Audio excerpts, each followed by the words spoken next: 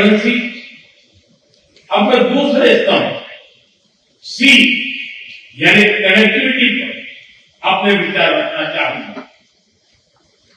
भारत का हमेशा से मत रहा है कि मजबूत कनेक्टिविटी से केवल व्यापार ही नहीं बल्कि विश्वास और विकास के द्वार भी खुलते। इसी सोच के साथ हम चाबहार पोर्ट और international north south transport corridor जैसे इनिशिएटिव पर काम कर रहे हैं। इनसे हम अफगानिस्तान और मध्य एशिया के साथ संपर्क बढ़ा सकते हैं। हमारा मानना है कि कनेक्टिविटी के हर प्रयास में संप्रभुता और क्षेत्रीय अखंडता का सम्मान होना चाहिए। यही एससीओ चार्टर के मूल सिद्धांतों में भी विदित है। Connectivity that bypasses sovereignty, losing trust and meaning. Excellency, तीसरा स्तंभ है ओ यानी opportunity. Opportunity for cooperation and reform. 2023 में भारत की अध्यक्षता के दौरान नई ऊर्जा और विचारों का संचार हुआ। स्टार्टअप और innovation, traditional medicine, youth empowerment, digital inclusion और शेयर्ड बुद्धिस्ट हेरिटेज जैसे नए विषयों को अपने सहयोग में जोड़ा। हमारा प्रयास था कि एससीओ को सरकारों के परे भी ले जाए। सामान्य मानवी, यंग साइंटिस्ट, स्कॉलर्स और स्टार्टअप को भी आपस में जोड़े। हमारे पीपल टू पीपल टैग में दृढ़ता देने के लिए मैं आज एक और सुझाव रखना चाहूंगा। एससीओ के अंतर्गत एक सिविलाइजेशन डायलॉग फोरम बनाया गया।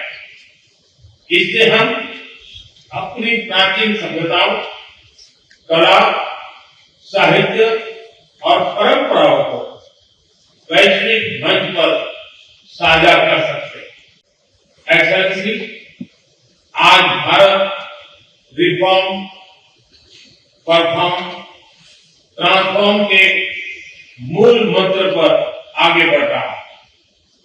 कोविड हो या वैश्विक आर्थिक अस्थिरता, हमने हर चुनौती को अवसर में बदलने का प्रयास किया है।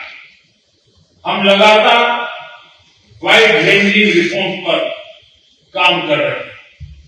इससे देश में विकास के साथ साथ अंतर्राष्ट्रीय सहयोग के लिए भी नए अवसर खुल रहे हैं।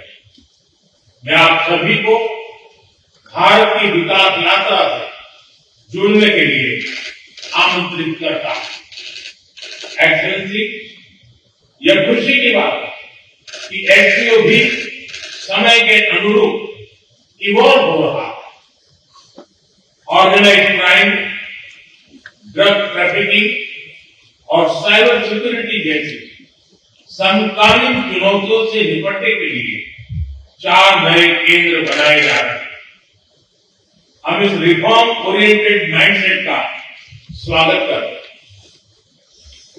वैश्विक संस्थानों में रिफॉर्म के लिए एससीओ सदस्य आपसी सहयोग बढ़ा सकते हैं। संयुक्त राष्ट्र की 80वीं वर्षगांठ के अवसर हम एकमत होकर यूएन रिफॉर्म का आह्वान कर सकते हैं। ग्लोबल साउथ की आकांक्षाओं को आउटडेटेड फ्रेमवर्क में कैद रखना भावी पीढ़ियों के प्रति घोर अन्याय है। नई पीढ़ी के बहुरंगी सपनों हम पुराने जमाने की ब्लैक एंड व्हाइट स्क्रीन पर नहीं दिखा सकते, स्क्रीन बदलनी ही होगी। एचसीओ मल्टीलेटरलिज्म और इंक्लूसिव वर्ल्ड ऑर्डर का मार्गदर्शक बन सकता है।